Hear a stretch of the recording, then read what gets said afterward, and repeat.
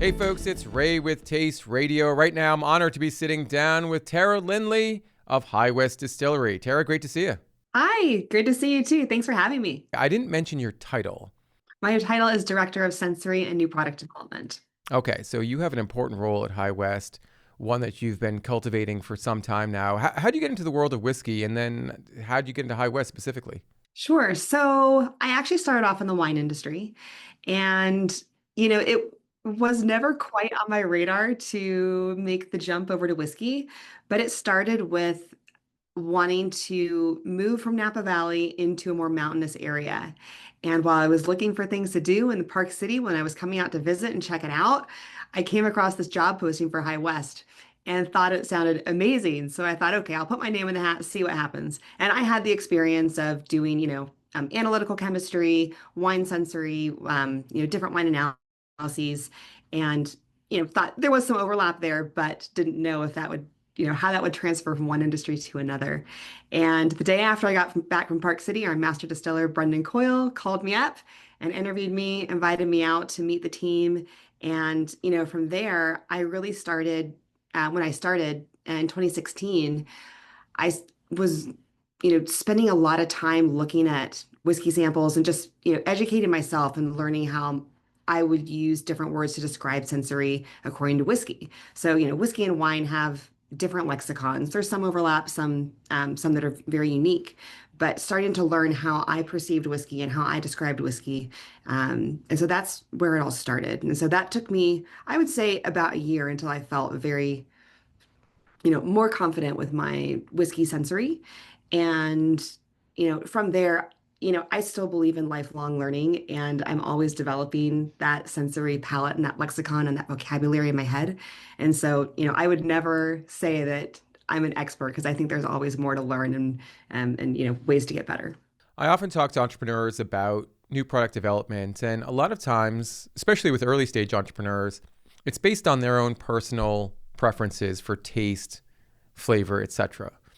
And then down the line, they start to do focus groups, surveys, find out about what their consumers are looking for, find out what people want in new products. How much does the consumer palette play into new product development for High West? So I think there is a balance there. And when we're looking for, and we work with our brand and marketing team a lot to understand what might be desired. But High West has always been very focused on innovation as well. And, that's something that is very true to our backbone. And we feel confident in, creating new releases that are innovative and interesting and fun and, fun to work through on a sensory level. So I think it's a little bit two pronged. Sometimes we can get prompts from our brand and marketing team. And then we, my team and my colleagues, we take that to a place where we think that it's a really special place to be. To go a bit deeper, I think sometimes marketing teams and innovation teams can kind of be at odds sometimes. Sometimes the marketing team is saying, well, our customer wants this. And the innovation team might say, well, we want to push the envelope a little bit. And, we're helping the customer understand what they want more than what they know. I guess when it does come to a head like that, or if I should ask, does it ever come to a head like that?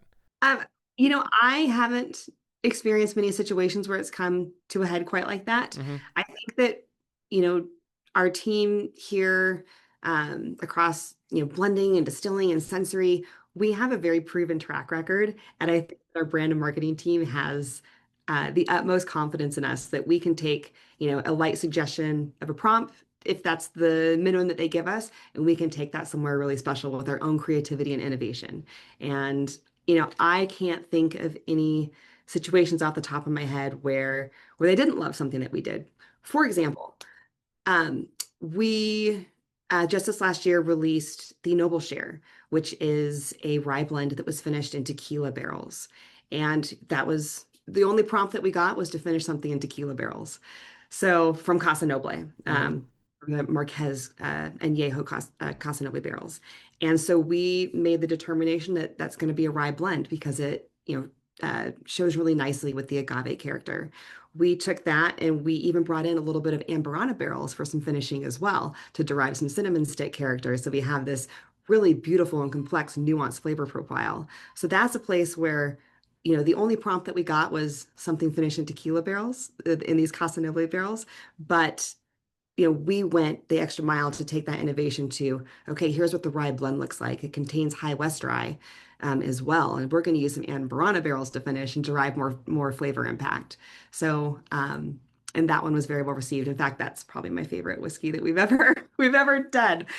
How do you test or prototype or pilot new products? Is it something where you do have focus groups, where you do have a core set of consumers, perhaps industry colleagues that you can share a potential new product with? So everything that we do here at High West is vetted through our internal sensory panel. And a lot of times, some of these things come right out of our VIP single barrel program, where we're finishing whiskey or a certain blend in a different type of finishing barrel. And that can give us, the inspiration to do something on a larger scale.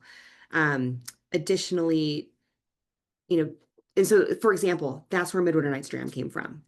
And, that's another reason that we knew that the Encore was going to, taste great on its own with just the white port finish, because we had trialed that in our single barrel program. And so, while that has been a good opportunity, sometimes we also just look at some other blends, or we're always looking at our inventory through sensory and to understand what we're working with, and thinking about different ways that we could use it or blend it or finish it. Um, so there's, yeah, I guess the single barrel program is what kind of inspires me a lot. We had done some tequila finishes in the past as well. So um, I don't know. I enjoy that from a finishing perspective, but I like to get creative and do things other than, more of the common finishes. Has there been a time when something that you have loved and that you have been invested in from a creative standpoint hasn't really panned out the way that you thought it might? And what were some of the learning experiences, if that ever occurred? What were some of the learnings from that experience? I think that, sometimes uh, when people always ask me what my favorite whiskey is, and, while I do have things that I prefer and, products I'm very proud of that we produced here at High West, um, I I will almost always tell them that my favorite thing is what we're working on at that time. And so, I get so invested in whatever we're doing. And, one of the things that has become important to me over time, as we see our own High West whiskey mature and, come of age, and is something that we can use in our blends, and also create some of our, own standalone products. For example, Bottle and Bond, which has been very well received, and then our High Country Single Malt. And, I think that, I would love to see the industry get to a place where High Country Single Malt is in higher demand, because we make an absolutely beautiful, stunning one. And, right now we're pulling that one back to distillery only, so that we have something special for those people who come to visit us at High West. But, that was one that I was very proud to be a part of, releasing into the world on a national release for the first time, with my colleague Isaac Winter, the director of distilling, and Brendan Coyle, our master distiller. We were all so proud of that. And I would love to see that become a larger scale product in the future. But what you're saying is the demand wasn't there as much as you thought it might be.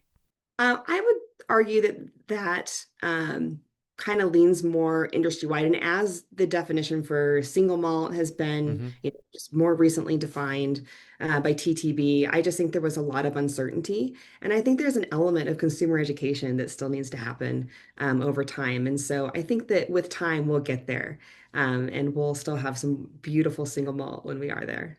And I think that's a great segue, because consumer education is such an important part of getting people aware of and interested in new products, and just the High West brand as a whole.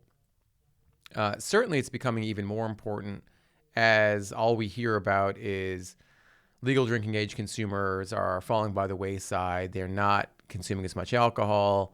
They're not as interested in whiskey or any other spirit for that matter. So when you're thinking about your role in the future of High West, how does consumer education play into your process and your strategy, specifically as it relates to getting people up to speed, getting them interested, younger consumers, that is? So I think that, you know, even as we see changes in the industry in demand, you know,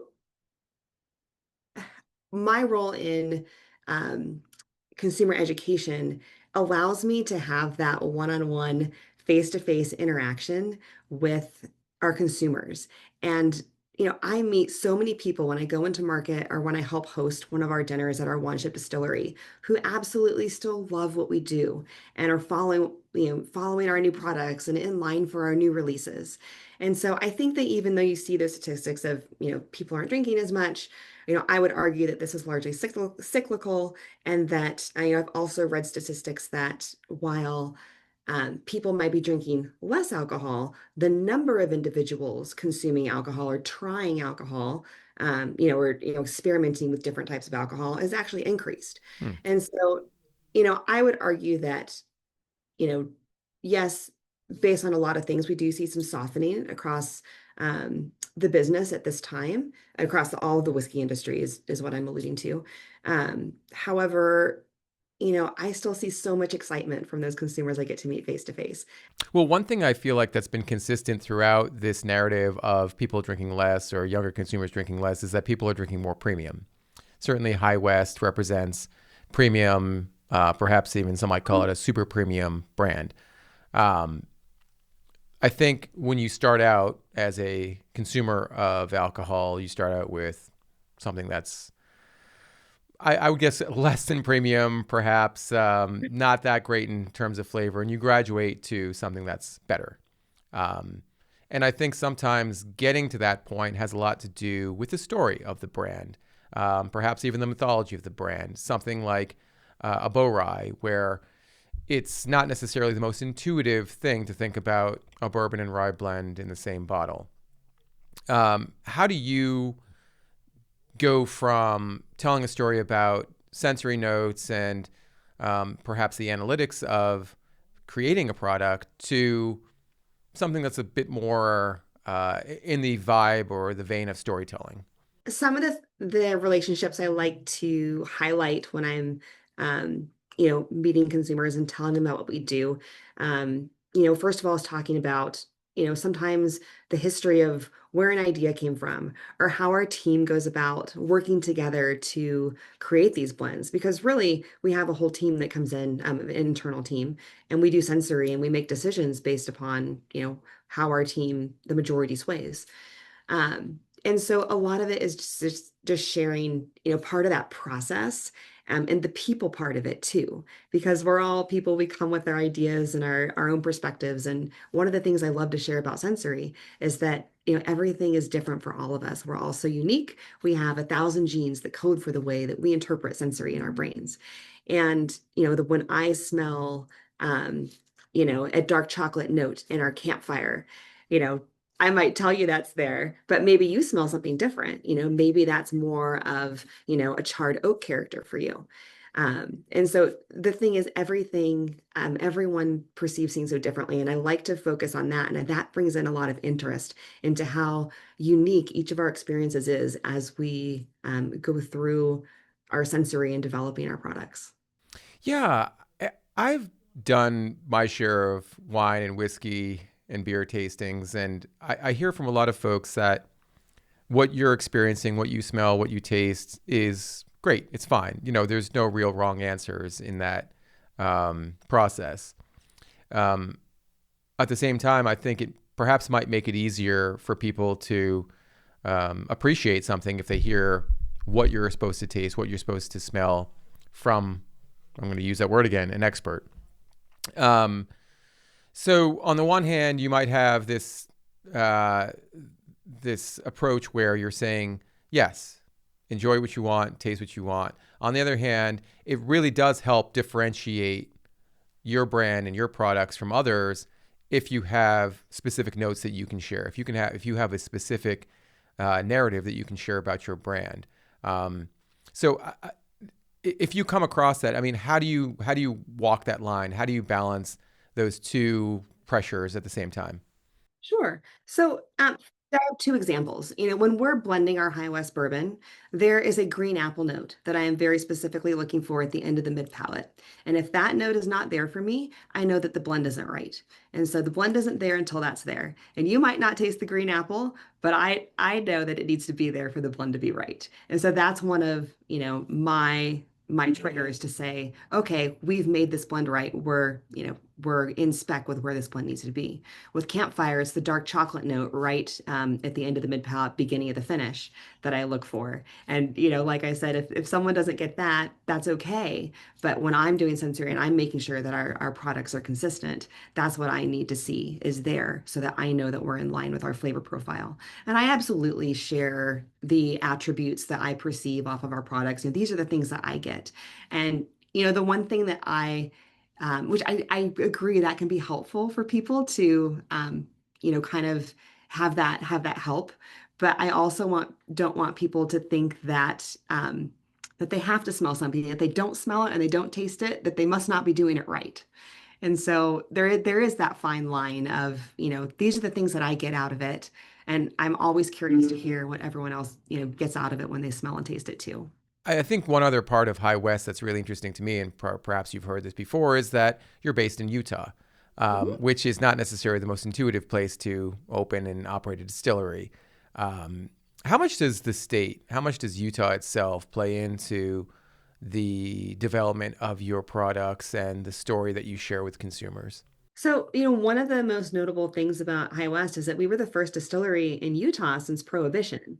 And, our founder, Dave Perkins, did a lot to work with, the lawmakers and, policymakers here in the state to, kind of open that door again so that we could have whiskey here because the Mormons were making whiskey, back in the 1800s, they were making wheat and oat whiskey. So, and we know that. So, there is a historical thread there that ties us back to Utah, pre-prohibition even. So, that's one of the elements. Additionally, with Utah being, here in the mountains, the mountainous West, that's something that we think of when we develop our flavor profiles as well. All of the flavor profiles that we have made here at High West have very assertive and bold flavor profiles. We have a lot of really, my favorites are usually the rye whiskeys, because I love that assertive rye spice. And for me, that assertive flavor profile just very well aligns with that mountainous West terrain that we have here. It's rough, it's rugged, it's assertive, it's bold, it's in your face. And that's what it kind of feels like living here in Utah and going up on some of those mountains that can be really steep sometimes. But so I feel that we've done a good job to align our flavor profiles with our area and where we come from. Tara, thank you so much for taking the time to sit down with me. I really appreciate our conversation.